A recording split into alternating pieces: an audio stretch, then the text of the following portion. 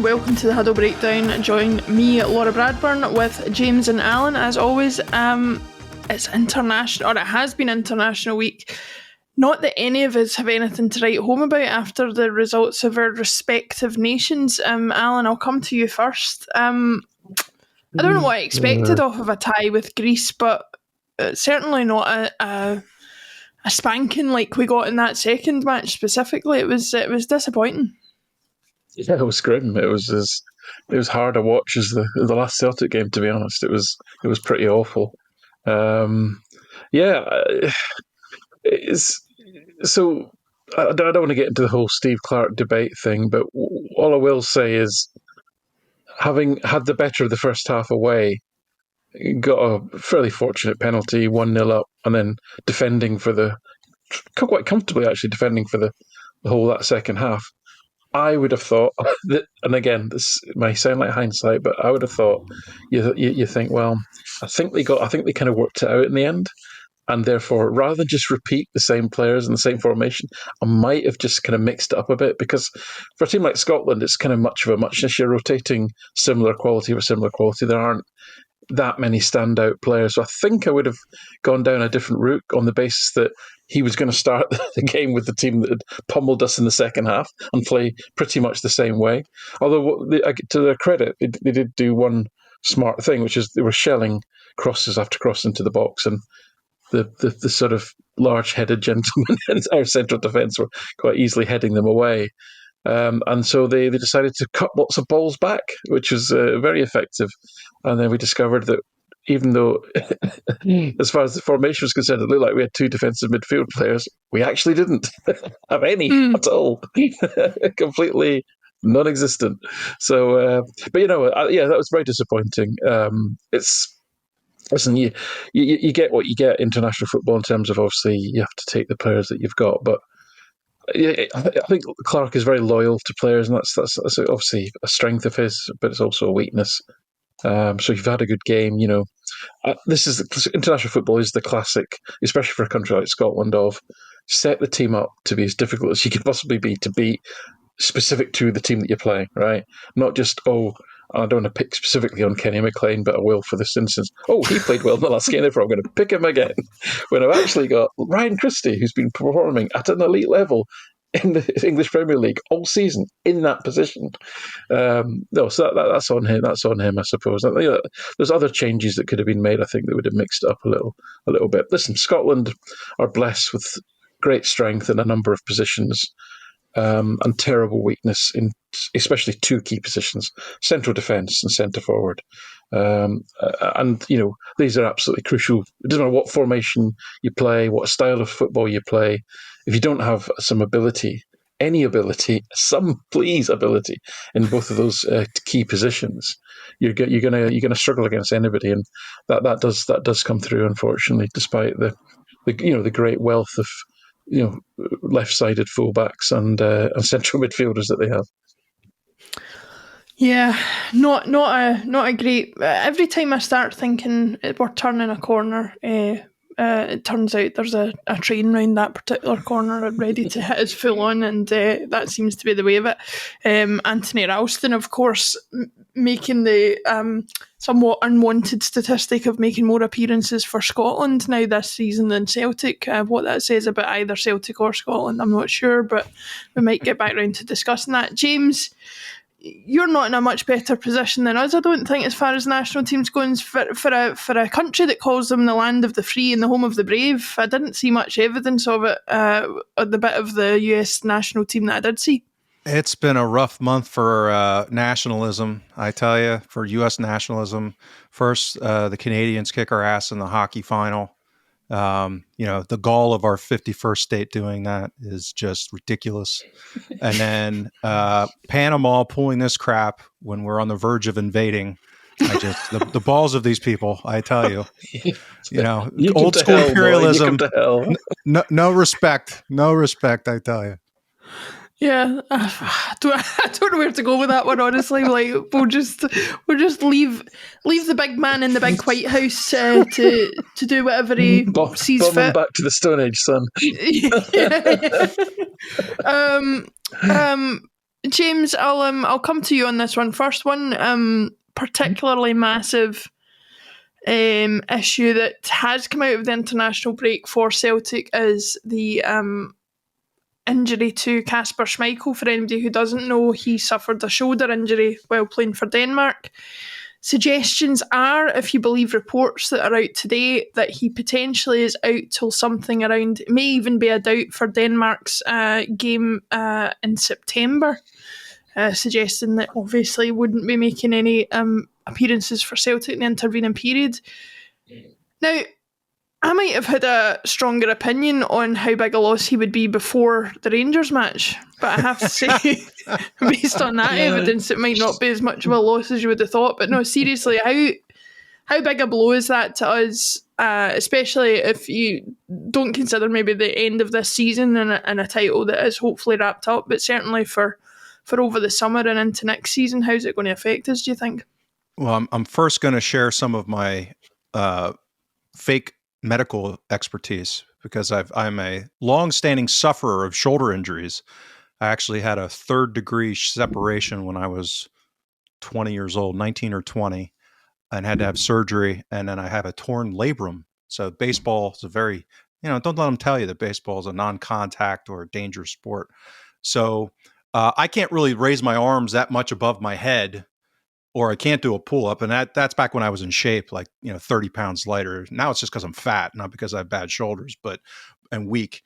But back when I was in shape as a young man, I couldn't even do it because you lose range of motion if you get certain types of AC joint separation, which is different than a dislocation. It's basically a tearing of tendons and that type of stuff. So I'm presuming if that's the timeline, he had to have suffered some tear either in the AC joint relative to a separation, they'll call it, or people get surprised with how severe a torn labrum can be and just the way he was moving his shoulders. I suspect I've had that old man movement before many times with my shoulders. So both of them, opposite sides I've had with the different injuries. So I suspect it's one of those two. That's kind of would be the typical kind of injuries. And they're, it's about range of motion. It's about strength, and a keeper has to be able to throw their hands above their head, ideally. So yeah, you see it and you're like, how could he be out for like 5-6 months? That's kind of,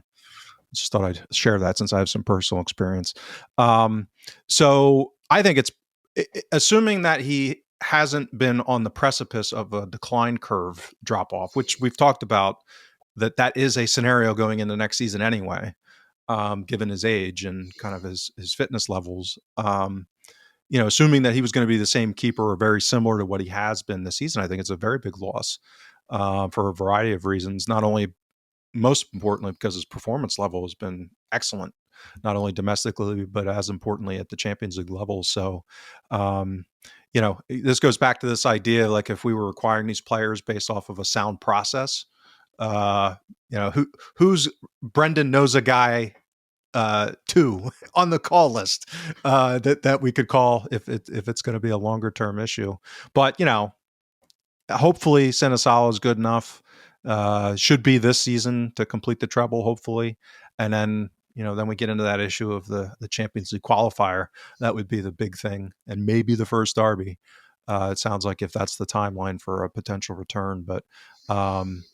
So yeah, very, very big absence if it's going to linger materially into next year. And again, old guys don't bounce back from these injuries as fast as, and they tend to linger. So, in theory, even if he's ready and fit to play, whether or not that could be part of an accelerant of his decline curve is another big question. There's a Greek keeper in the Eredivisie, Barkas, something. He's getting rave reviews at the moment. Should maybe look at him in the summer. James will tell you how brilliantly he profiles, won't you, James? As an Ange keeper, yeah, exactly. Not the way Hart played. I'll tell you that. Yeah, Alan.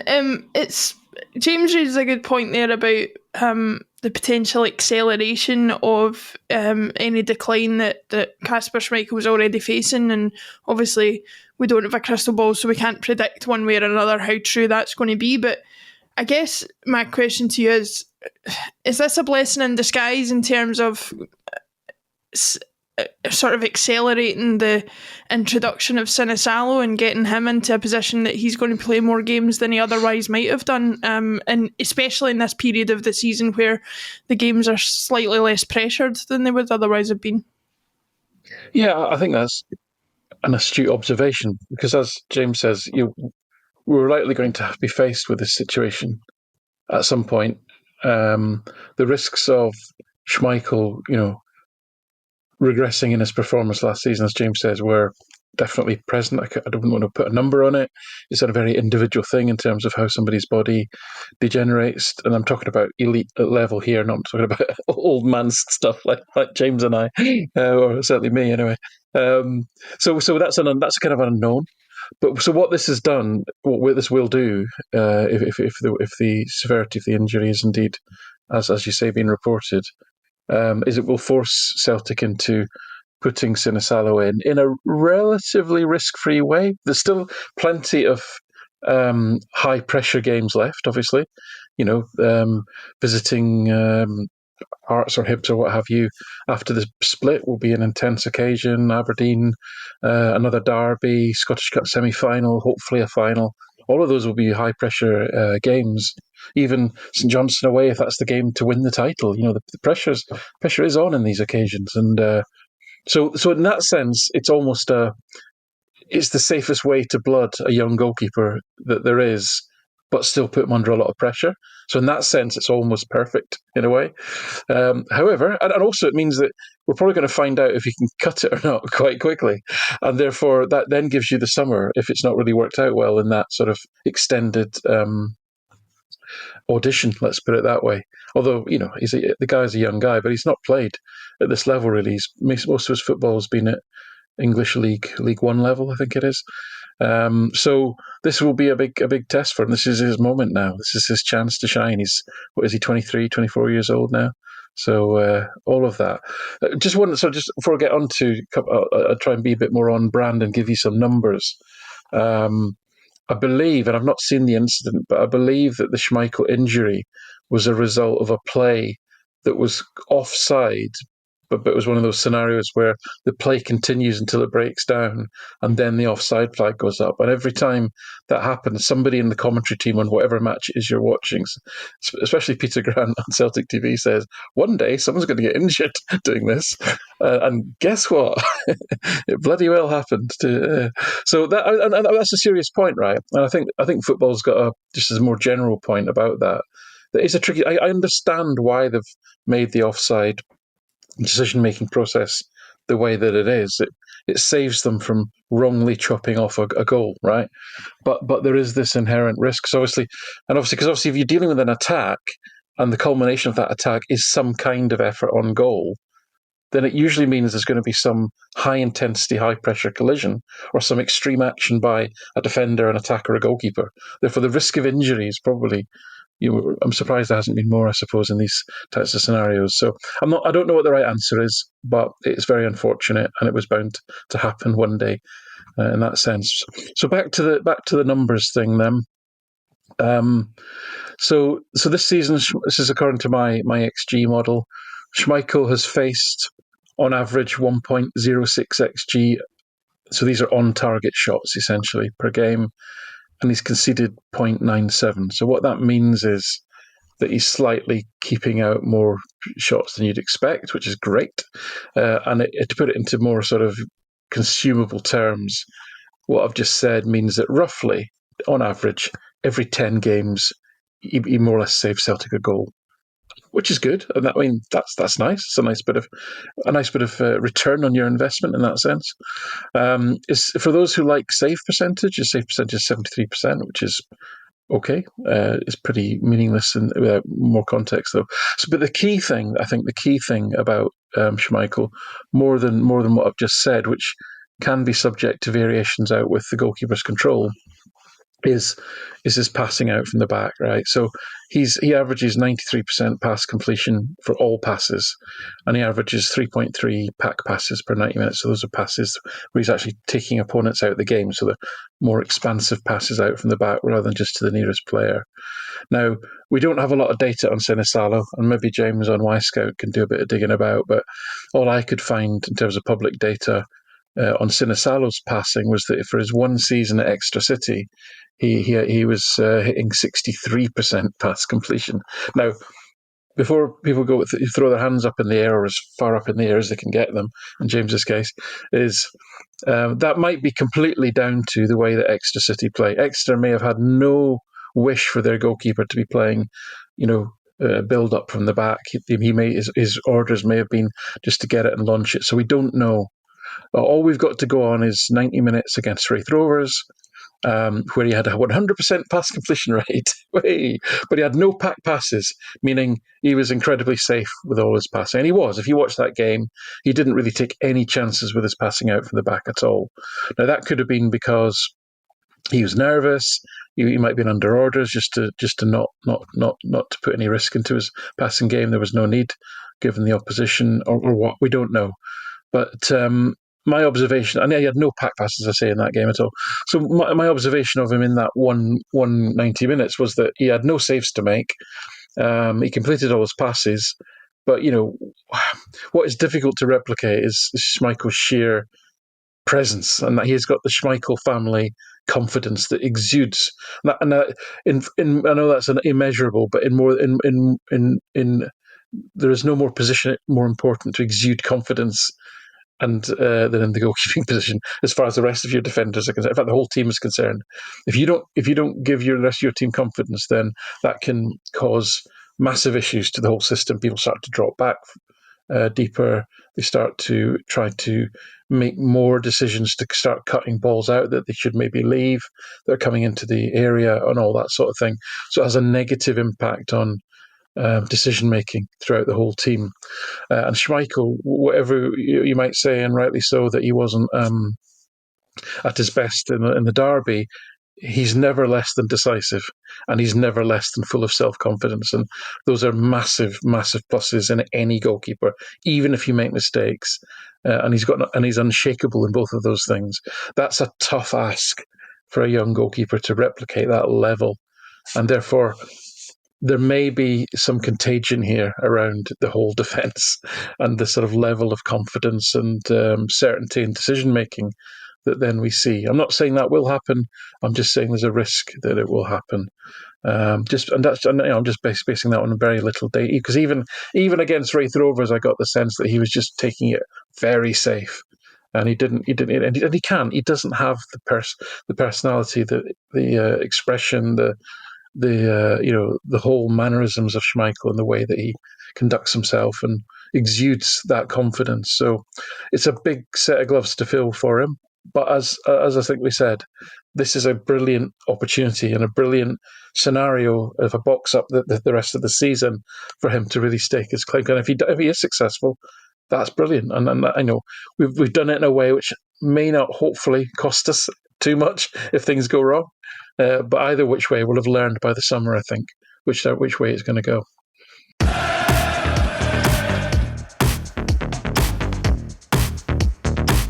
Yeah, a couple of points to ask you about there, James, that Alan's raised. The first one being, again, I didn't see the Denmark match, so I can't verify any claims about whether the injury was incurred as a result of an action that was then deemed to be offside. But taking that into account, where do you stand on this? Because it does frustrate me watching matches that these plays are allowed to play out until the offside is awarded, not just for the risk to the players, but just in terms of just getting on with the game and where do you draw the line at stopping the phase of play and determining it to be offside? But in this occasion, somebody has come to harm from a play that maybe didn't need to happen.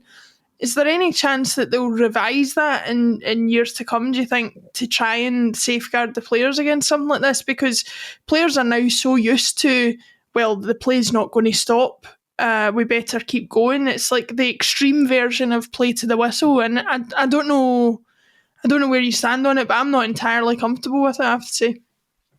Oh, I hate it from a viewing and supporter perspective, just like from an entertainment product perspective. I despise it. But I also get why they're doing it, meaning that if you're going to enforce this rule, if you're going to have the replay regime as they have it, I'm not sure what else they can do.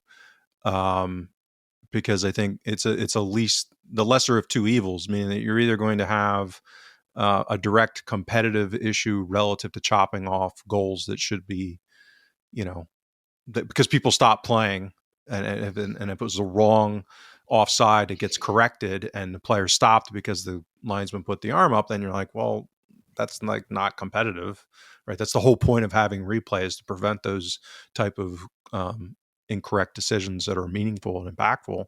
And then the flip side of that is this scenario. So it may just be a cost of having replay and maintaining the integrity of the competition if you're going to have a replay.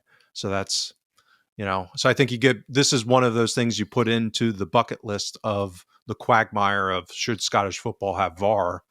And is what it contributes more than what it detracts? And I think, I probably shade, and again, I'm not a match going fan every week or even with any regularity. So ultimately it should be, I think, their considerations for that experience. But for me, it falls on it's not worth it, because it's the pound shop form, as I think you guys call it.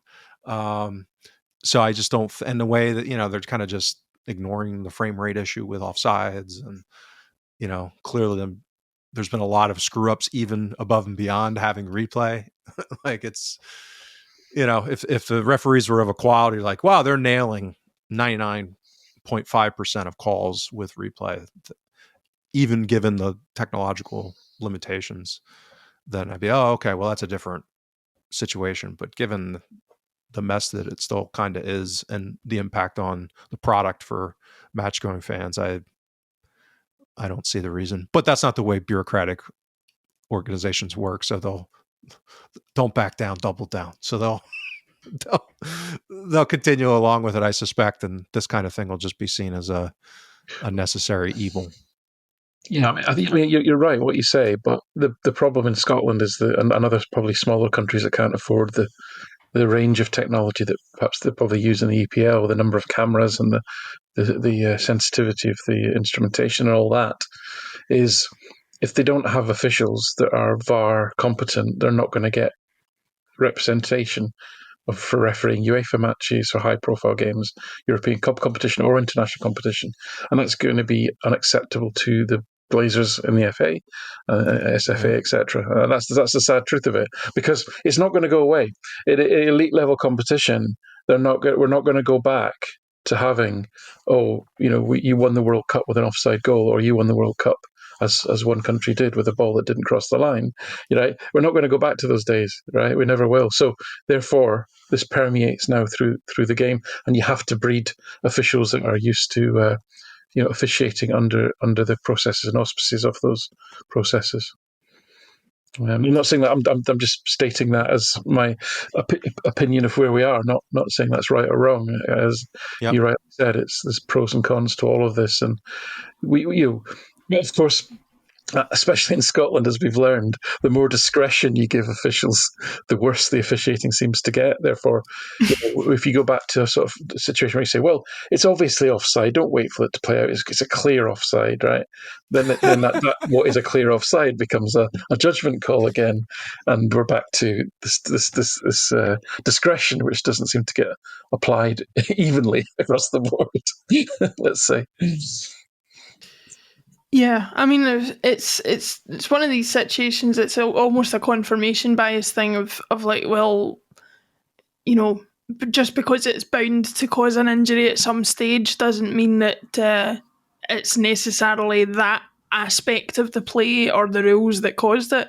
That injury could have happened if that striker hadn't been offside in that particular phase of play, the injury would have happened in the same way, or there's too many variables probably to put it down to that one thing. But it's just frustrating to know that might have been a factor, and I think that's where it's disappointing. James, just to get your thoughts as well on the other part of what Alan was talking about there, and how much of a potential loss Schmeichel is, where Calo stands and things. What are your thoughts? Are you? I don't know about you, but I'm quite excited. Obviously, a lot of people say that to me. I don't know about you. not the last bit about being excited, though. Not so much. No, never hear that. You cut me off at a terrible time. But no, I guess I'm quite excited just to see Calo in a more regular fashion, because I was at the Wraith Rovers match, and I guess the best compliment I can pay him is he wasn't of any great note. He didn't do anything particularly wrong. He didn't do anything particularly spectacular. Personally, that's what I like in a goalkeeper. Are you quite looking forward to just seeing exactly what it is he's got to offer, and where he stands in the pecking order when Schmeichel does come back? Yeah, I obviously the little bit I watched him at Exeter, some of the highlights and some of the stuff on Y Scout when we signed him, and then that brief foray against Wraith Rovers. I've been impressed with his athleticism. I think his movement and his build. I mean, he's like when you draw him up in the lab, he kind of sits in that pecking order of what you'd want in the physicality. Now what we'll see more is about the decision making. Judgment of aerial balls coming off his line, when not to come off, that kind of stuff. Given his athleticism, I would think he's probably a decent shot stopper. Now, is he good at pairing? Is he going to dump balls right out in the middle of the 6-yard box for rebounds? We'll have to see that kind of stuff. But he seems to have the athleticism, kind of that raw profile. I think the biggest risk is what Alan referenced is, and we already have this kind of growing issue all season with build-up play. And now if we're throwing into the mix here a keeper that everyone's confident passing back to, even to the point where Carter Vickers scored on us because he just assumed the guy would be there because he's that reliable and that confident to just chuck it back to him against Bruges. That that little sliver of doubt and uncertainty that could enter because he's not Schmeichel. And in fairness to him, this is kind of like Nawrocki going into the derby. He's not going to come in and pass like Schmeichel. It's impossible to expect that. It's unfair to expect that. So where's he going to fit on that spectrum as far as his capability of doing that? We don't know. We'll find out. But with build-up already being kind of a relative weakness for us in the relatively small number of games where we're going to find opposition that will test that a little bit, like Hibs, like going to Ibrox, maybe Hearts, particularly at Tynecastle, with the smaller dimensions, they might be a little more aggressive with the press against us even. We'll see how he kind of comes out and how that whether it initiates another one of Alan's patented toxic combinations where you got, the potential of the midfield and the center back and back to the keeper, how that lines up in order to against a dynamic press and build up, I think will be probably the biggest challenge I'm foreseeing, because we have this kind of latent issue, and you swap out Schmeichel for him, and I think that's kind of an obvious potential issue. We shall see one way or another. And failing all of that, it can just put Scott Bain in goals and have him banter off the strikers, That was going to be my other comment. It's like we're all just assuming it's going to be Calo. Wouldn't it be a pisser if it's Scott Bain? That would just be funny. I don't particularly think Brendan Rodgers is a fan of a goalkeeper that literally throws the ball into his own net with such consistency. But who am I to say? I am not Brendan Rodgers. In fairness to Scott Bain, in Rodgers' last season, in his first tenure, he was very good that season. So, how many years ago was that? We'll see. That's a while. I'm not making the case for 6 years ago. I'm simply pointing out how it would kind of be on brand for us to have brought in this young keeper. This is the exact spot where he should be playing, and then for us to go back to Scott Bain would be like, that is true. That is true. Bain won his place just after New Year, Christmas, wherever it was, from Gordon on merit. Gordon's form tanked. Bain then performed really well for 6 months. Rodgers left, Lennon came in, and Lennon hated him, made it really obvious that he hated him, and his confidence was just shot at that point. But in all seriousness, did Bain not make a couple of appearances at the tail end of last season and was absolutely rank rotten? No, there was the bit, was it under, well, I thought it was under Ange, wasn't it, where he played a possibly. The 4-2 game. That was a bit unfortunate, yeah. Anyway, let's not even. Let's not. 6 years since he was any good. The world has literally ended and restarted in that time. There's been a whole global pandemic in that time. Yes. But yeah, we'll see. We'll see. Yes. Before we move on to more current Celtic issues, Alan, anything on the Huddle breakdown that you want to highlight for watchers and listeners that they might be interested in viewing on thehuddlebreakdown.com? Yeah, so as usual on Thursday we'll do the extra time pod. So we'll have somebody on with a Hearts Persuasion and analytical head on to talk about the game at the weekend. On the Substack, we've asked subscribers for questions for Thursday. We've got a really good batch already, one of which we're going to do tonight because it's more of an opinion piece than having to dig about in spreadsheets piece. So we'll cover that one today. And then there'll be a batch more of them that we'll cover on Thursday. If yours doesn't get picked, I'll try and explain it in the comments where you've left it, because it could be that it's just not possible to do it, or we don't have enough time, or whatever it might be. There'll be a reason. So Thursday will be a bumper extra time as always. We do have a special coming out this week, so we've gone through much to sort of, again, subscriber demand, really going through the stat pack and trying to do a bit of an explainer. So that'll be a sort of evergreen piece, i.e. it'll be intended to sort of sit there and be a reference point for evermore. And if you remember, a couple of weeks ago, we had Thomas Grunemark, who is the throw-in guru, genius, inventor of a new science. Absolutely brilliant. Again, if you subscribe, honestly, there's a reason to subscribe, just to look at to see these wonderful interviews that we've got some great guests on. Thomas was amazing. So I've tried to take what Thomas told us in that great interview and apply it to the Derby game in terms of analysing Celtic's throw-in. So I'm kind of halfway through the game. It's meant I've had to watch that game again, and I'll publish that at some point during the week as well. And then we'll just have the usual columns. What was the dirty banana count in the first half? Well, we didn't get that many in situations where that even became a factor, if I'm honest with you. the rotten banana. If you want to know what a rotten banana is... Oh, it was a rotten banana. Okay. I forgot. The rotten banana. You've got to listen to Thomas Grunmark interview. And we've got a couple more interviews that were in the pipeline that are going to be very exciting as well, hopefully. So, yeah, more to come. Yeah, the dirty banana is a whole different thing. Oh, get your mind out of the gutter! How dare you? Yeah, you're back in cousin territory again, there, James. Talking about football here. Throw in. It's hard to get out. Once you're in, it's hard to get out. Yeah. Okay, James, I'll come to you on this one first. We were talking before, as we normally do, about topics to discuss, and one that we came up with is the fact that, corporate appraisal style. Brendan is coming to the end of his second year of his 3-year contract. So we thought it would be appropriate to discuss his performance so far and whether that merits, whether it merits the club looking at potentially trying to extend his contract, and also considering whether he himself has any interest in extending that contract. Where do you stand on that in terms of his level of performance in his first 2 years and the likelihood of any extension coming, either from his point of view or from the club's?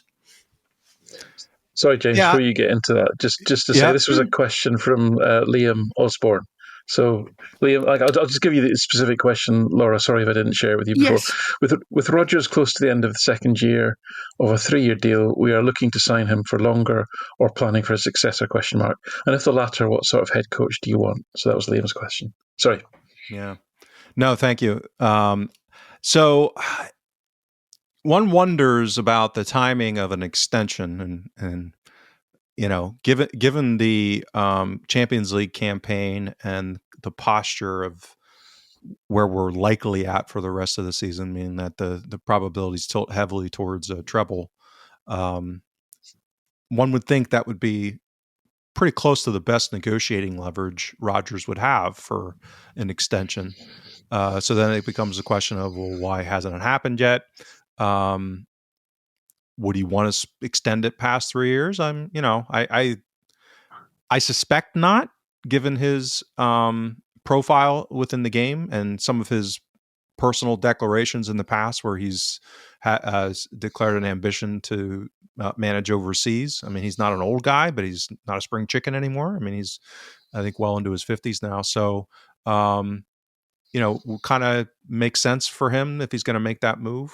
I would think either this contract or the next one if he's going to go to Spain or somewhere like that in order to get a couple or a few years. But it's just hard to know. He's got, I believe he's got youngish kids. So, those kind of family considerations always factor in. So, yeah, as far as whether I would want him to, I think as long as we're in this manager as God model, which seems to be deployed and kind of crystallized by the major shareholder as his preference, then I think we prefer to have a really good manager. And I think he is. And a good manager within the context of how the ethos of the club is as far as the style of play. And I think the fact that he's been able and willing to make some adjustments at the Champions League level that bore fruit, I think is to his credit. And,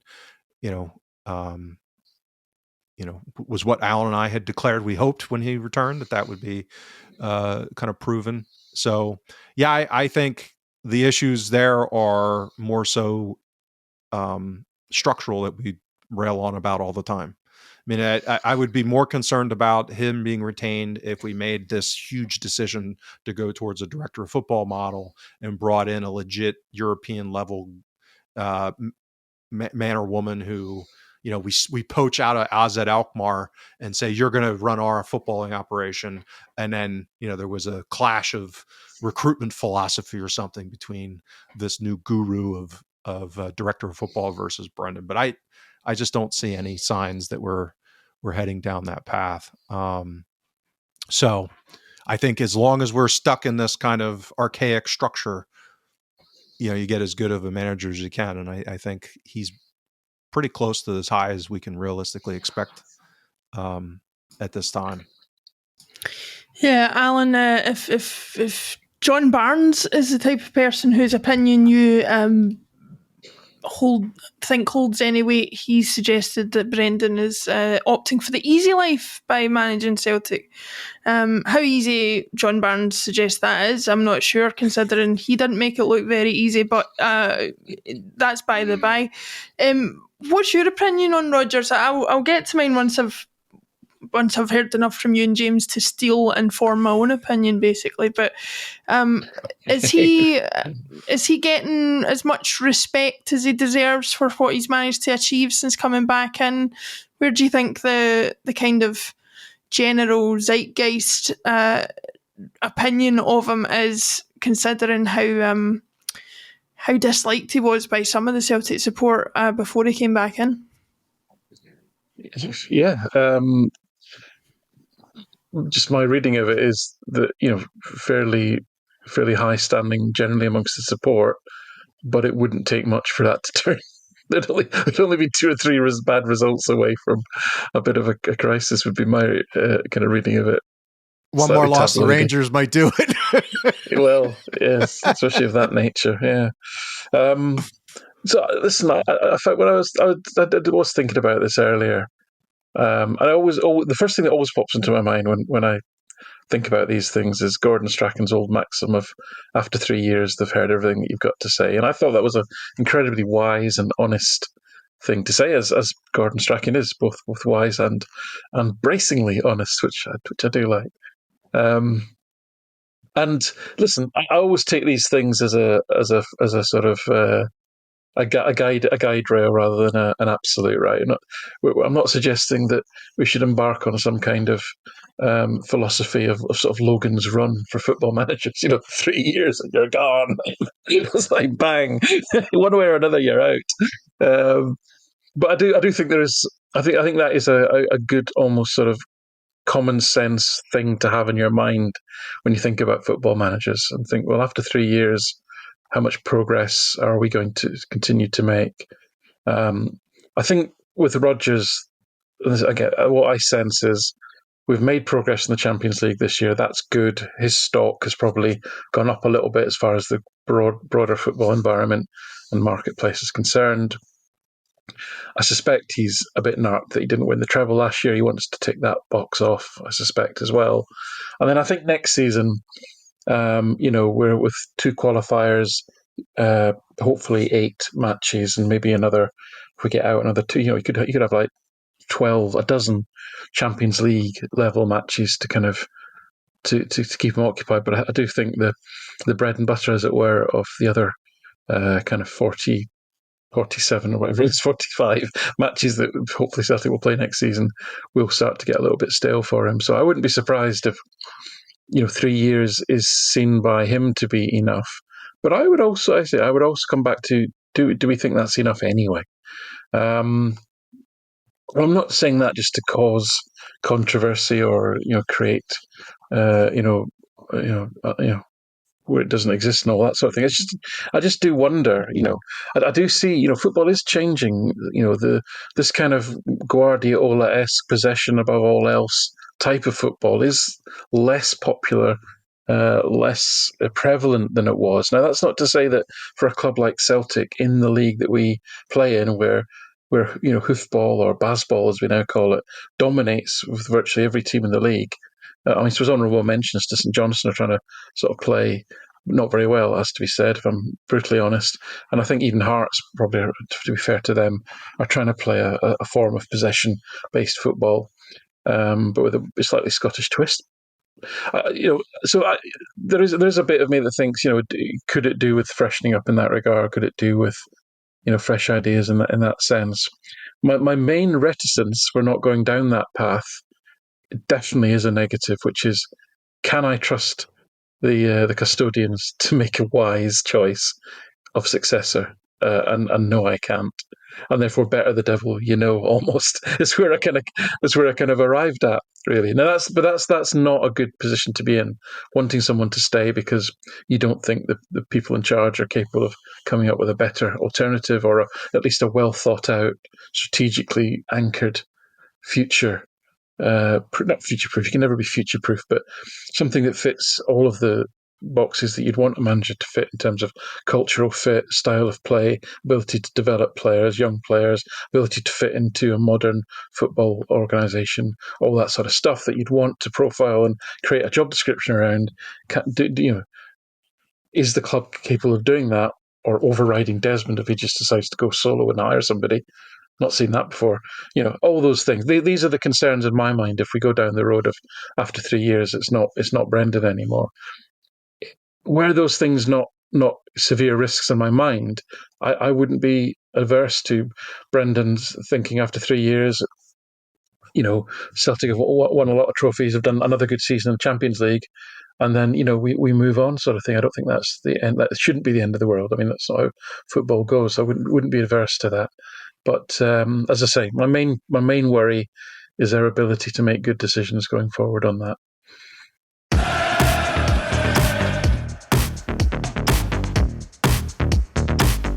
Yeah, I'm so conflicted when it comes to Rodgers because I guess the biggest lesson I've learned from his second stint here is that as much as I thought I knew what the Celtic support thought en masse about things, I have never seen such a swing in opinion of people as to when he came back. I, to some extent, although there's plenty of pieces being written and plenty of interviews being done where people are saying, yes, he's been totally forgiven for everything that he did in the past and blah, blah, blah. And to an extent, that'll be true because you win games and you win trophies and that's all football fans want. I do think there's an element for myself anyway that I just don't fully believe a lot of what he says anymore, because I think that there's that sheen on it that we've been fallen victim to before, and maybe that's something that we need to kind of, or I need to kind of get over, because it definitely happened with Ange as well. He had all the badge bashing on his jacket, and he had all the right things to say and do, and in actual fact what's been so interesting about Ange in that sense is I've seen him go down and do the exact same at Spurs, and it made you realise just to such an extent how much to us, or to us, Celtic is everything, but to each of these people, regardless of what they say, it is a job and it is a means to an end for them. The only thing that makes me wonder whether Rodgers might, and I should probably get your opinions on this actually, the only thing that makes me wonder whether Rodgers might extend his stay beyond the usual is how likely we think it is that he is actually going to get a chance at another big club. James, you mentioned about potentially going abroad, and that might be an option for him, because I just wonder, has he burnt his bridges in England in terms of, not burnt his bridges, but in terms of where he's standing, is it as high as maybe he might think it is, considering, for some reason his reputation after Liverpool took a bit of a nosedive, and even though he did everything great with Leicester, things just keep seeming to end on a sour note for him down there. So whether maybe England isn't the option for him, but abroad he might still get a relatively high-profile job.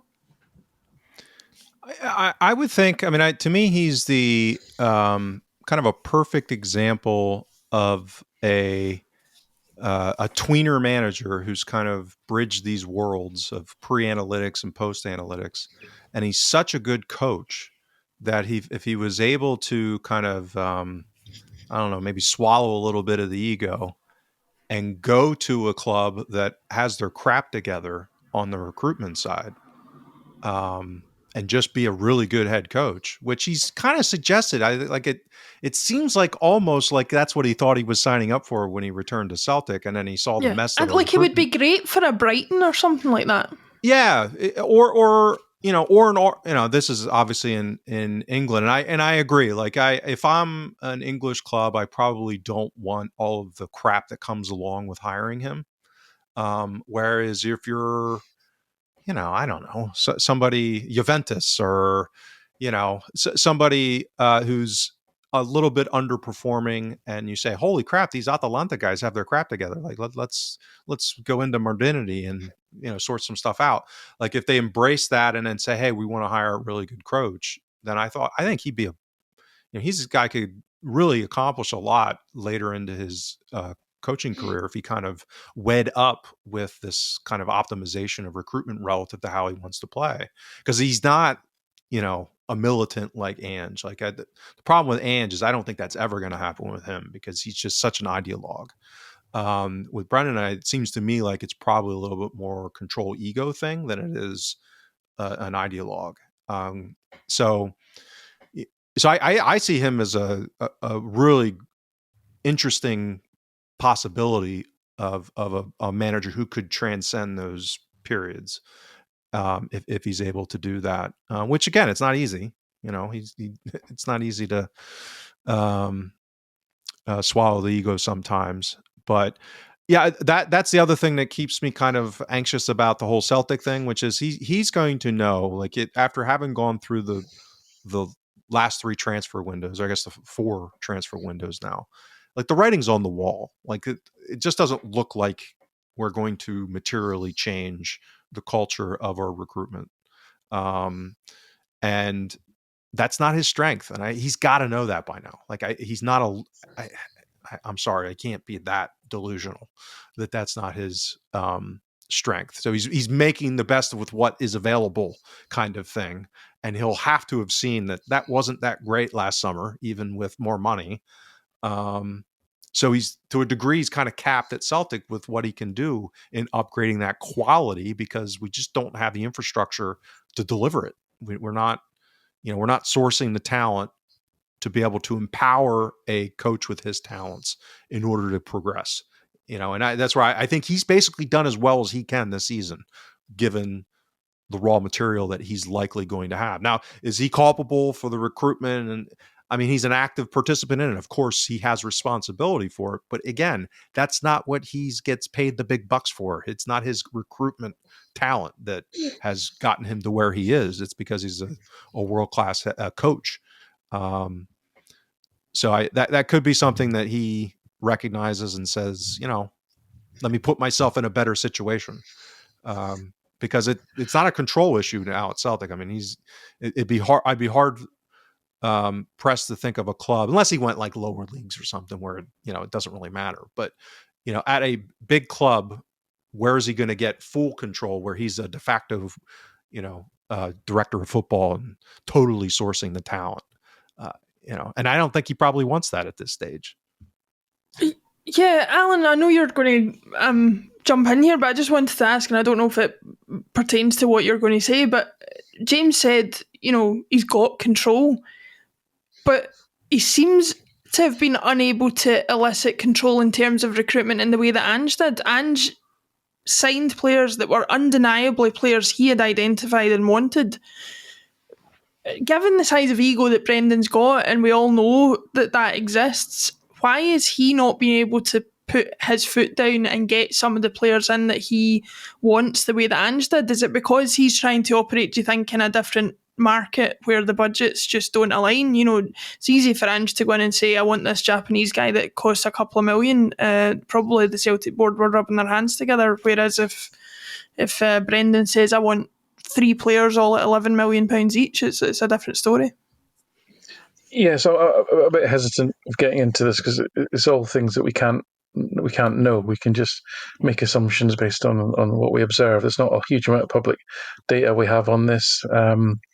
My experience of these kind of conversations is that people will anchor onto the thing it is that they don't like, whether it's an individual or whether it's a structural set of hierarchical things, or they don't like a director of football, or they don't like the manager not being in complete control, or they do like the manager being in complete control, whatever it might be, and then they'll then justify their opinion based on how they perceive those actors are actually interacting. So I don't honestly feel I can get into that. Paul Tisdale is the head of football operations, so that we do have a head of football operations, and I think it's TBC in terms of how that's going to pan out over the sort of short to medium term, even given how long he's been in situ. So the point I think the last point I was going to make for myself anyway was more touching on what you said about the level of control. It appears that he, and James mentioned young family, that he's very happy and settled in Scotland. There doesn't appear to be any stressors or what have you in that regard, in terms of working environment, let's call it. As you say, he has been given autonomy to a certain extent, and Dermot Desmond, I suspect, will provide him with significant air cover, if I would put it that way.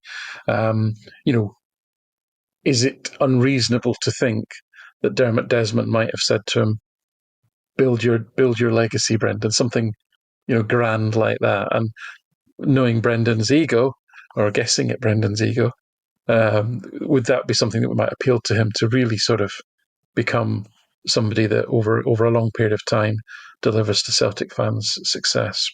I'm not being overly sentimental about that. I certainly wouldn't be sentimental in a sentence that comes after the words Dermot Desmond. But that to me is something which may be a factor that we've not touched on really. Again, that's a lot of sort of sentimental nonsense in a sense. And it will come down to that'll all change if you start losing football matches. And Brendan's ambitions, even as he gets into he's sort of towards his mid-50s now, I think. He's in his early 50s, is that right? May well have kind of not mellowed, it's probably the wrong word, but adjusted. It's not just about chasing the biggest club or the most bucks. It's probably other factors that may float his boat in that sense. So I'm not giving answers here. I'm really just laying out some contextualization for factors that may come into play. Because as I say, my opinion on it is, if the club was well run and I trusted them to make a great decision, I wouldn't have a problem with them with a nice orderly takeover at the end of next season. After Brendan's got us to the quarterfinals of the Champions League and won another treble, that would be absolutely fine by me. And if he did stay on, fully supported to build this dynasty, I'm okay with that, providing that in the background the club is again fully modernised, and as James very eloquently stated, he's allowed to coach and other people are doing all the other stuff. Yeah, I think for me it's just a case of, I'm not particularly bothered who is in the dugout. I'm just bothered that there is a plan for who's in the dugout in terms of who the person's going to be that gets recruited, and that, as we've touched on, they want to play a style of football that supporters want to watch. But the Celtic board and planning are not two things that you normally hear in the same sentence. So we'll see. Alan, is there any other listeners' questions you want to cover before we go, or would you rather save them for the podcast at the end of the week? No, we'll batch up. As I say, we'll batch up some great responses, by the way. Thank you. We'll batch up the ones that we can answer in Thursday, and then we'll respond directly to people if we can. Excellent. With that said, please make sure and comment below any of the podcasts that you do see on YouTube or on whatever platform you watch it on, because we really do enjoy trying to give you content that is based on your sort of queries. And although we may not provide definitive answers, we can certainly offer opinions on what it is that you're querying. Alan, James, it's been a pleasure once again. And thanks everybody for watching and listening, and we will see you all again very, very soon.